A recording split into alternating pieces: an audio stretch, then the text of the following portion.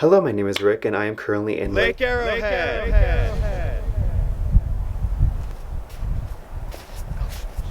So on this channel I like to review skincare from a biological, cost-effective, and even psychological perspective, so if that appeals to you in any way, I would recommend subscribing below and following me on my Instagram at rickskin_. So I haven't posted in like 3 weeks. Part of it was because I just really wanted to enjoy my holiday. Work happened with the holiday season. I got sick. And I just really wanted to spend that time with like my boyfriend and like my family. So I decided to hold off on filming, but I decided to do it now because now I'm on vacation and like I have really cool stuff to film and it's a different backdrop, so I thought that would be interesting. I was gonna film like a cold winter routine, but it's kind of the same as my regular routine I do like when I'm back like in LA. I just like layer more cream skin under my moisturizer just to provide more occlusivity. So I mean, you've essentially seen the routine already, that's why I didn't do it. But instead, I decided to do my favorites of 2019. And I really held off on filming this because I didn't want to like upload it like a month or two earlier, because like I'm still trying stuff, to be honest, and some of this stuff I haven't even filmed a review for yet, but I've been using it. So I have some of them here, but I'm going to start with cleansers, and my first favorite of 2019 is the Krave Beauty Matcha Hemp Hydrating Cleanser. This is my holy grail. I use it pretty much every routine, twice a day. I like it because it's not stripping at all, but it still effectively cleanses, and it has a lot of extracts in it. When you use a harsh cleanser, you want something to kind of repair it as it's doing that harsh cleansing. And this has hemp seed oil, this has oat extract, vitamin B5, and sodium PCA, which some of those are natural moisturizing factors that are already present in our skin. And when you cleanse harshly, sometimes that is removed, so it's great that it's in here because it replenishes what the cleanse takes out. On top of that, hemp seed oil is one of my favorite ingredients. I like it in everything, and I'm glad that Leah Yu is actually a real fan of hemp seed oil, so I was really glad to see that in here because oils are going to help replenish as well, because you also strip the oils from your skin when you're cleansing. So all around, this is one of my favorite cleansers. My other favorite cleanser is going to be, I don't have all the products with me because I'm on vacation, but I'm going to put like a picture and like a slight little description of like the cost and stuff on the side if I don't have it with me. So yeah, my second cleanser is the Paula's Choice Perfectly Balanced Foaming Cleanser, and I love it for so many reasons. First, I like to use this cleanser more if I want a little bit more of a harsh or thorough cleansing. The Matcha Hemp Hydrating Cleanser, it cleans effectively, but that's only if like you're not wearing any like mineral sunscreens or like heavy makeup. It's really good for just like a general cleanse. Maybe if you're not going anywhere, if you're not wearing anything that's hard to remove, this is going to be great. But the Perfectly Balanced Foaming Cleanser, I found that it helps remove mineral sunscreen, it removes light makeup, and basically if I just want a more thorough cleanse, I use that. But it also has a lot of replenishing ingredients as well. It has ceramides, it has sunflower seed oil in it, which is going to help repair some of the oils like the hemp seed oil does in the Krave cleanser. It also has aloe in it, arginine in it, which is an amino acid. So there's a lot of replenishing ingredients in this as well, but I found as well as it cleanses, it does not strip. So those are essentially going to be my two favorite cleansers of 2019.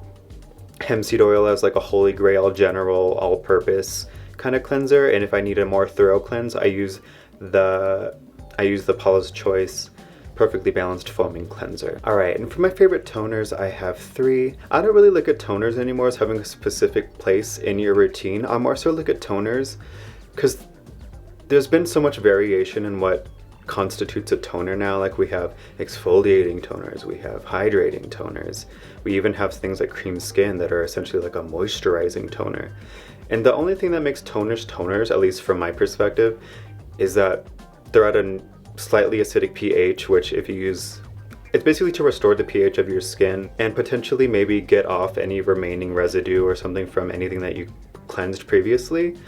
But at least I find that most products are formulated at like a slightly lower, like 5.5, 6.5 pH anyway, to align with what our skin naturally sits at in terms of pH. So I more so look at toners for the supplemental benefit that they provide, for instance that hydrating, that moisturizing, that exfoliation. So I'll use these anywhere in my routine, and I'll tell you where I do when I hold up the product. And so my first one is going to be the IsNtree Hyaluronic Acid Toner Plus. I love this because it's the first hydrating toner I felt that like, it actually felt like it was changing the texture of my skin. It glides so nicely. It's not like perfectly like a liquid like water. It's a little bit viscous, which I love. I hate watery face products. I feel like I'm just rubbing water on my skin and it all drips off. And this has a long ingredient list packed with beneficial plant extracts. And I'm gonna read those for you now because it's a really long ingredient list. So as far as hydration goes for this, it has propanediol, it has sodium hyaluronate, it has trehalose, which is a humectant sugar, sodium PCA, it has biosaccharide gum, glycerin, hyaluronic acid, it has aloe leaf extract, Betula alba juice, hydrolyzed hyaluronic acid, hydrolyzed sodium hyaluronate, sodium hyaluronate cross polymer, beta-glucan, panthenol, and Scutellaria bicolensis extract, which is a mushroom extract. All of those are going to be humectant ingredients that are going to help draw water to your skin, provided that your skin is drier than the air.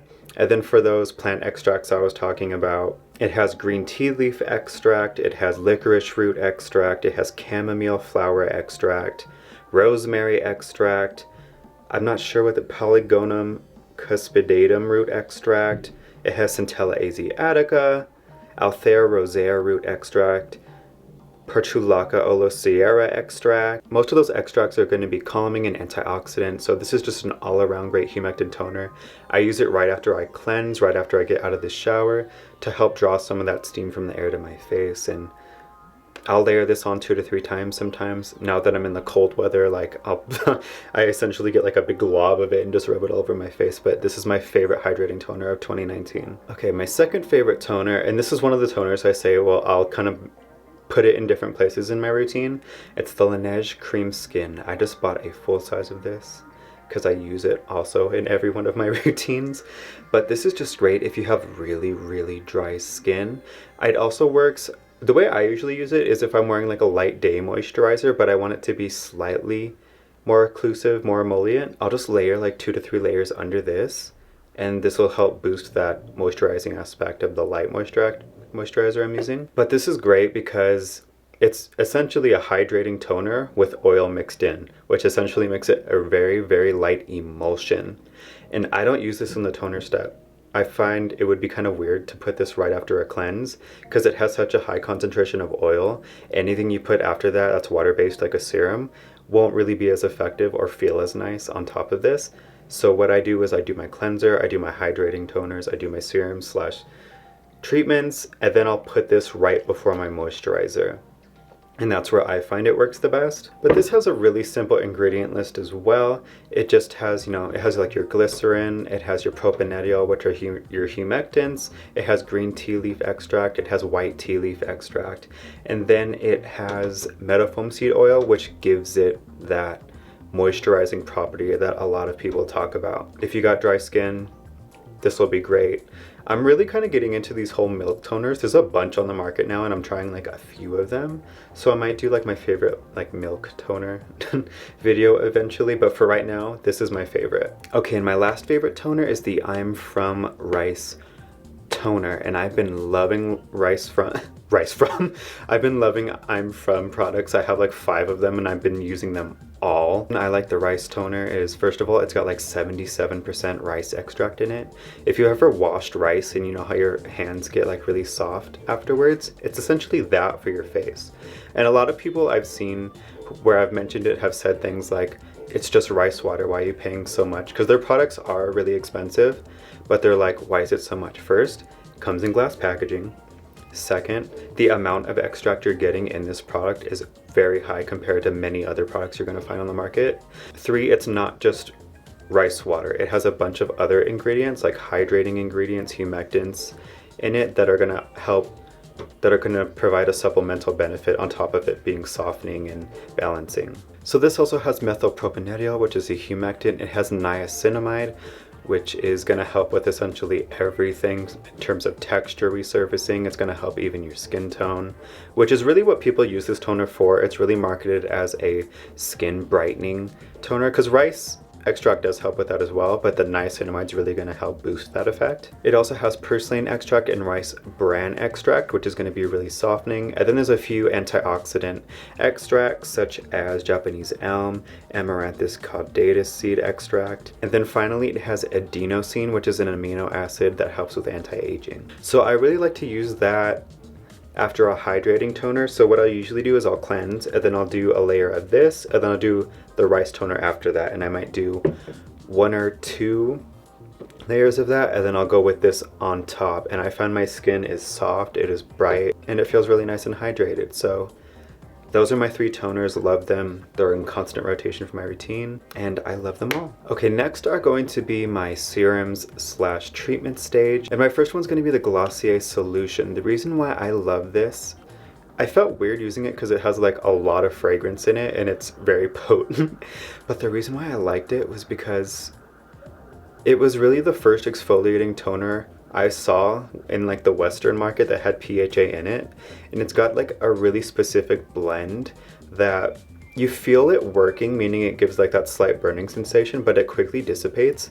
And it's like the first exfoliating toner I used that like right after I saw results. Like my skin was brighter, it hydrates at the same time, it has hyaluronic acid. As for the acids, it has I think a combination of glycolic acid, lactic acid, and then gluconolactone. I've really found no other exfoliating toner that works as well in a similar way to that toner. And it's really one of those first products I tried that like I was kind of like turning a blind eye to the fact that it has fragrance in it. And like it has niacinamide in it as well. And I always caution people where like if they use a product that is low pH, usually which are exfoliating treatments, I usually say to avoid using niacinamide at the same time, because when niacinamide is exposed to low pHs, it transforms into niacin, which can cause niacin flush for some people, which is just reddening of the skin.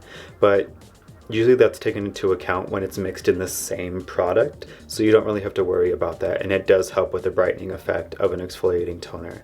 So I love that one. My second serum / treatment is going to be the Good Molecules Discoloration Correcting Serum. I love this one because it's essentially a hydrating thick base with tranexamic acid in it and niacinamide, and both of the tranexamic acid is a melanin inhibitor and niacinamide is another brightening agent. So I usually advise people when they're like, what niacinamide serum should I get? I say get the discoloration correcting serum from Good Molecules, because not only does it have straight up the niacinamide, it also has tranexamic acid, which is going to help even the skin tone. And then there's I think 3 different molecular weights of hyaluronic acid in it, so just all around it's a great serum. I think everybody can benefit from using it. And then actually a lot of my treatments are going to be from just because they straight up give you like the active in just a really plain base. So there's not really a lot to elaborate on them. I just mainly will talk about why I like those specific active ingredients. They have a great Q10 serum. Q10 is an antioxidant. I prefer Q10 over something like vitamin C because I find it more stable. And instead of being like a free acid, it's a protein. So it's not going to have all those oxidative effects that vitamin C has. You don't really have to worry about as much. So I like that, and then on top of that, and it's in a really thick serum base that I love. So I like using that during the morning. Their niacinamide serum is great as well. As I've said, niacinamide helps with texture resurfacing. It helps brighten your skin tone. It's essentially a skin balancer, and their specific niacinamide serum is great because it's in a thick serum base. Once again, I love the thick bases, and I find it really easy to spread and easy to layer under other ingredients. I find most of their products, their bases are really good at mixing with other products. And finally, their retinol serum. I use retinol every night pretty much. I alternate, so for 2 nights I'll do retinol, and then I'll do 1 exfoliating night, and then 2 nights of retinol, 1 exfoliating night. And their retinol is really good because it has a lot of skin buffering ingredients, and then obviously it has the retinol. And it's more of like, it's like a serum cream type texture that I like because I like using it as my last step actually.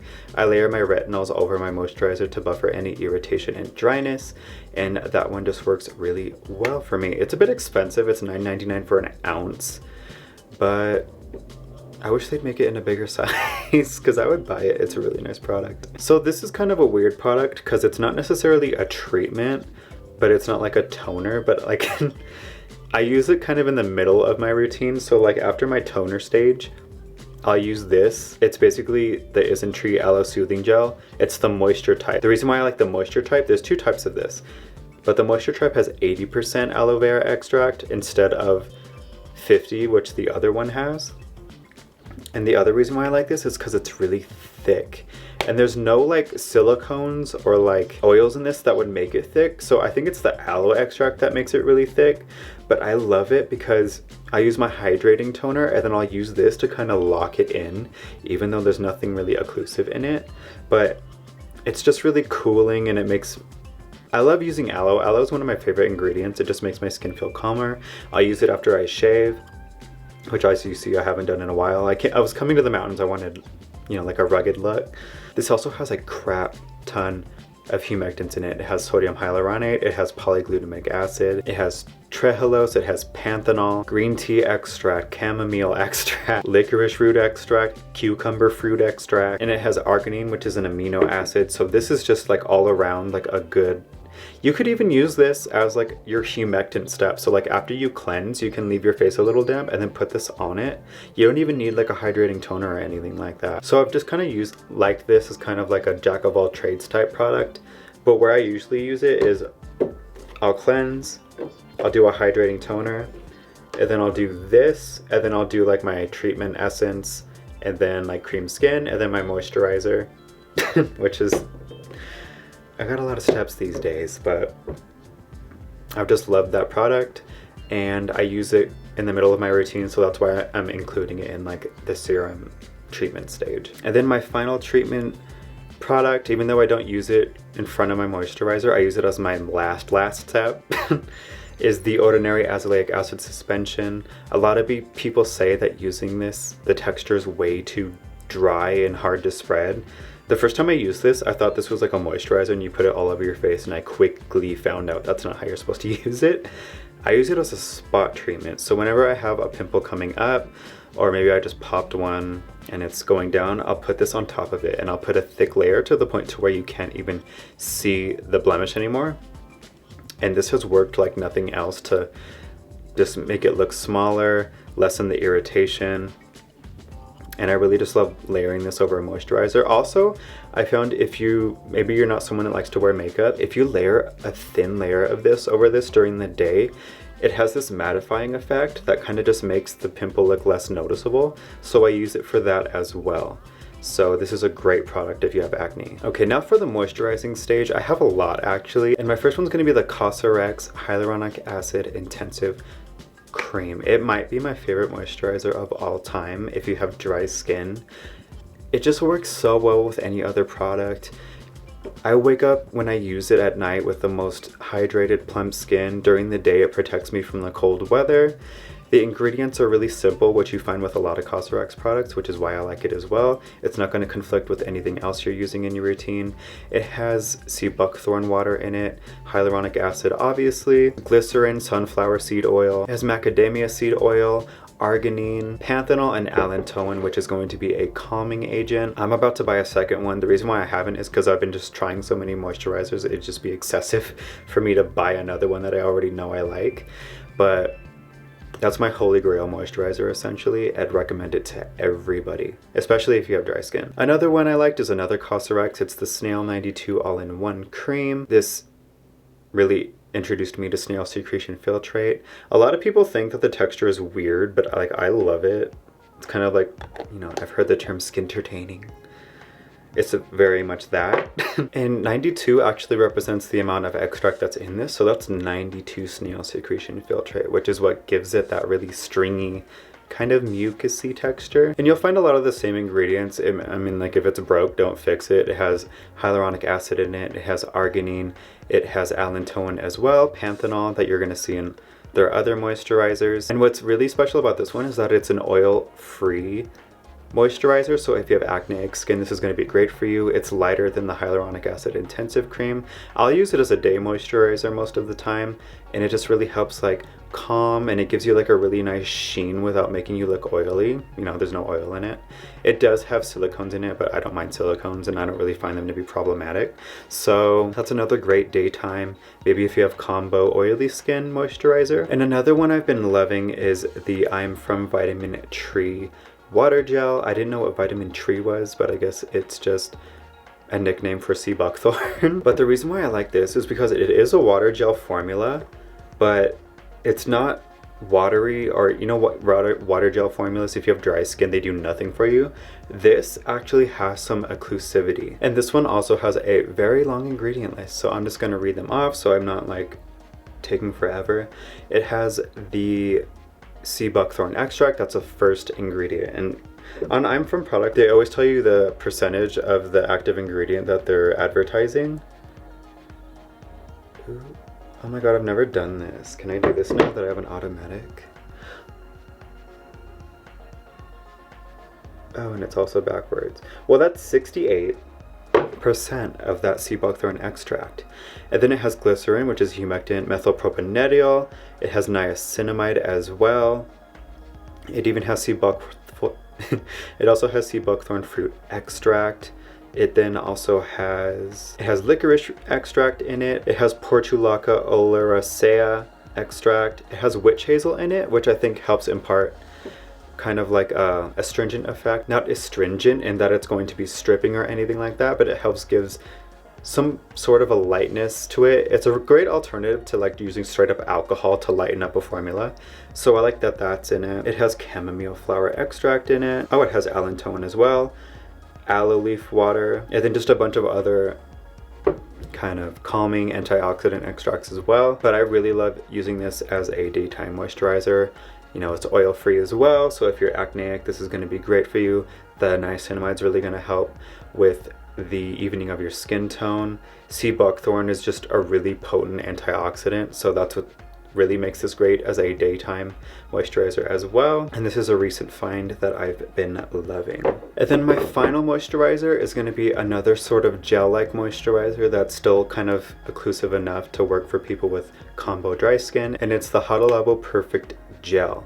Before the Cosrx Hyaluronic Acid Intensive cream, this was my favorite moisturizer of all time. I haven't used it in a while, so it still very well might be, but the reason why I liked it is because once again it's going to be great for acneic skin. It's going to be great for all skin types essentially, and this is the only real product I have that has hydroxyethylurea.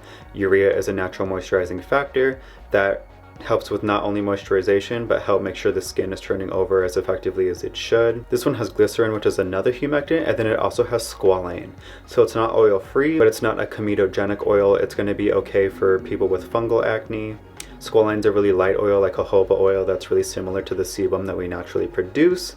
So it's a really great oil to have as a moisturizing agent in this moisturizer. It also has arginine, which is an amino acid, and then it has dimethicone as another occlusive ingredient. It also has glucosyl-ceramide, which is a ceramide derivative. Ceramides basically help form the barrier aspect of your skin. And then it also has hydrolyzed collagen. Collagen hasn't really been shown to provide any it doesn't replace the collagen essentially that you have in your face. It's not going to make your skin firmer or like really lift wrinkles. It's a really good humectant though. It does have hydrolyzed hyaluronic acid and sodium hyaluronate as two other great humectants that's going to help really hydrate your skin. This does have parabens in it though. It has methylparaben. I'm not worried about parabens. I don't think anybody should be worried about parabens. Any of the fear mongering that people have contributed surrounding parabens has really been unsubstantiated. A lot of the studies people cite, they only pick out like one sentence from the study that kind of infers that they're bad for you, when really the whole study as a whole doesn't really provide any sufficient evidence or point to any disastrous trends surrounding parabens, so I'm not worried about that. And now we're going to move on to sunscreens. So this is usually the last step in my routine. Sometimes during the day after, like I said, I use a really light layer of this to mattify whatever bumps or uneven texture I have, but my last level is usually my sunscreens for the day. My favorite this year is the Purito Unscented Sun. You've probably seen this everywhere. This is what really made me love chemical sunscreens, because before I was using only mineral because I was convinced mineral was the safest for your skin. It's not the case. But this only has 2 UV filters in it, and a lot of people were kind of afraid that that's not enough, but kind of the logic I go by is that, you know, they run tests to determine these levels. It's SPF 50 plus, it's PA++++, which is a UVA chemical filter effectiveness rating. And plus plus is really the highest I've seen. And the other reason why I like this is because this has Centella Asiatica in it. It's got some other antioxidant extracts on top of the fact that it does obviously protect your skin from UV radiation. And I also love this because this is fragrance free. They have a fragrance version of this, but then after kind of like consumer feedback, they realized that a lot of people don't really care for essential oils when really nobody should. So they created this, and I like that because it shows that a brand cares what their consumers think about. So this is like a really light lotion.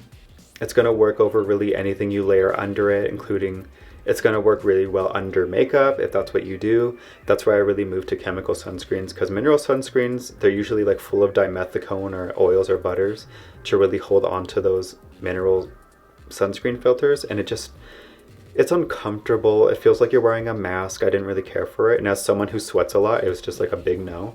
This is like putting a light lotion on your face, and like I still feel, it took a while to kind of feel like I was being protected from like wearing like a mask of mineral sunscreen to like putting a light lotion, almost moisturizer on my face, and like making it feel like I was actually getting adequate protection. But as soon as I adjusted to that, like it's been a joy using this every day. So I'd recommend this for people with oily skin, for acneic skin, and anybody who just kind of has an aversion to having like thick products on their face. This is a great sunscreen for that. My other favorite sunscreen is going to be Krave Beauty's The Beet Shield. The reason why I like this, and I use it actually in rotation with this one, that one has a lot more antioxidants. You know, it's got the beetroot, it's the main selling point of that. It also has more UV filters, so like if you're really worried about the fact that this only has 2 UV filters in it, that's going to be another great alternative for you. So yeah, I really like that because it's got a lot of antioxidant extracts. The other reason why I use this, actually, this is alcohol free. You'll find with a lot of like Korean skincare brands that they have alcohol as the first ingredient, because when your formula are not the they'll have alcohol as like the second or third ingredient, and that's fine as long as like the product overall doesn't strip your face. But personally, I have really dry skin, and I've noticed after like a day of wear of it, sometimes my skin feels like it has texture on it and it feels really dry. So that's where this comes in handy. This is alcohol free, so if you're looking for a good chemical sunscreen that's calming, that is alcohol free, this is going to be it. The Beet Shield also has like it's a little bit more liquidy than this. This is more of like a cream. The Beet Shield is more of a liquid that layers on really thin but still gives you adequate protection. It also layers well with other products and maybe under makeup. I've heard a lot of people say that the Beet Shield is a great primer under makeup, so there's that aspect as well.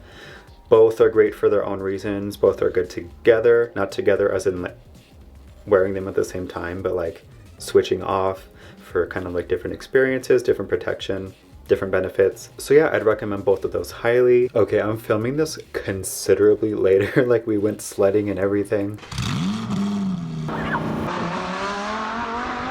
But I forgot an entire category, which is masks.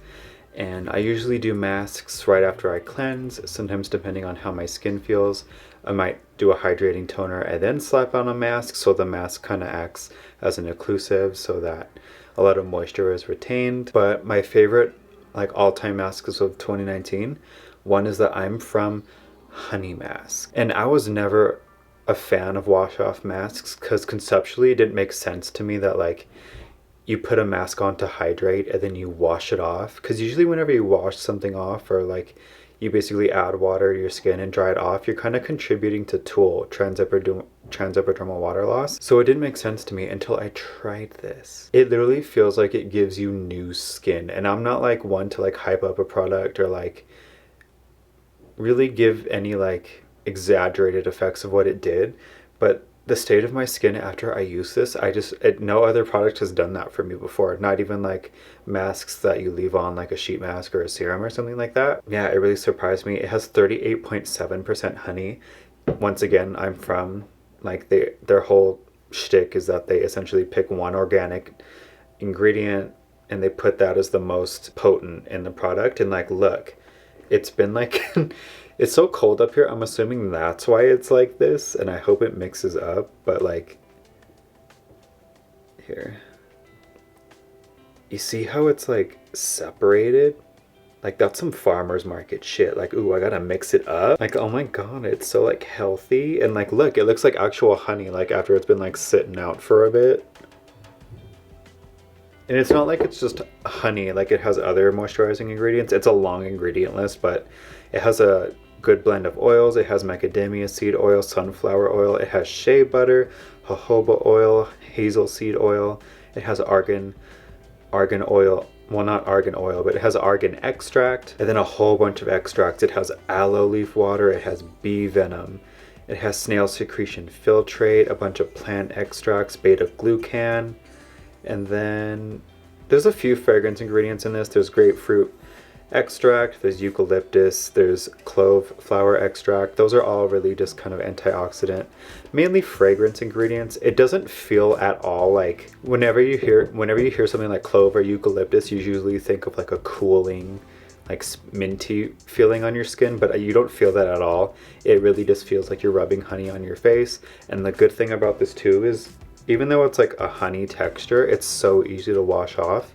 It has caprylic or capric triglyceride, which is an ingredient you'll see in a lot of cleansing balms. It helps it emulsify. It's a little annoying. I'd imagine if you have long hair that, like, if you like move your hair a little bit, it'll probably get stuck. It's a really sticky mask while you have it on, but it's super easy to wash off. It emulsifies with water and it comes off very clean, and it just leaves your skin so, like, you feel so replenished. It almost feels like, to me, like, a weird way of explaining it is it made my skin feel thicker, like more integral, more like robust. Like it literally felt like I had new skin. That's why I said that. But it's amazing, and I'm like for sure going to repurchase it. Like, Wish Trend's supposed to be having like another Black Friday sale, because apparently like the first Black Friday sale was like a flop. So they're like, sorry, we'll do it again.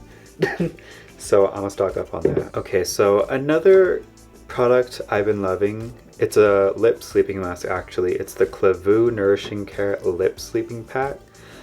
I was really looking for an alternative to the Laneige lip sleeping mask. Even though I love it, it has mica in it, and I'm trying to avoid products that have mica.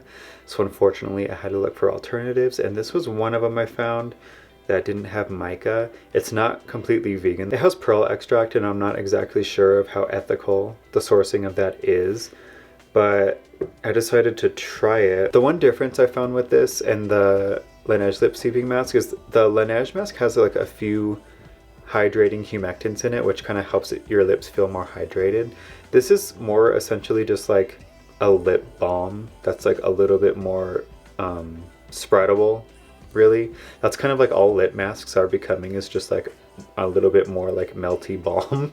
And this basically is just a different blend of oils. It has castor seed oil, it has avocado oil, sweet almond oil, apricot oil, a bunch of waxes, and then it has water. It has like a few humectants. It's got butylene glycol and 1,2-hexanediol, but they're so far down the ingredient list they don't really do much. And then this also has fragrance in it. It doesn't smell like anything. Maybe there's like a slight vanilla scent, which I guess makes sense. But this also does have that pearl extract. I don't know why all these lip sleeping masks put like reflective elements in it. If it's for sleeping, like why do your lips need to be shiny? Like, I don't understand.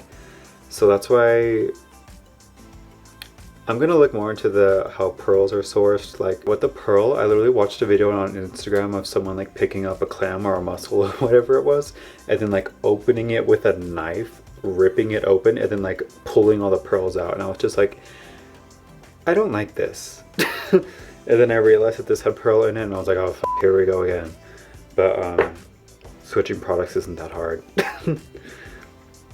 But for an alternative I found that's significantly cheaper in this. I also like this because it has glass packaging, but you know, whatever. Another lip sleeping mask that I tried, it was by Apu.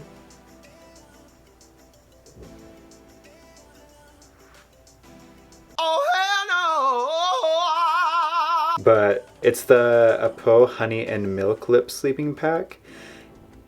It's like a fraction of the price of these, and it has basically like the same ingredients that serve the same purpose. They're just not as like exotic ingredients. So instead of like a blend of oils, it has petroleum and mineral oil, which are both fine. It has fragrance in it, whatever. For lip products, I don't really care about fragrance. It has tocopherol acetate, which is vitamin E, which is an antioxidant. It has titanium dioxide, which is basically going to be the reflective surface, but that's just like a mineral. You don't really have to worry about the ethics of that.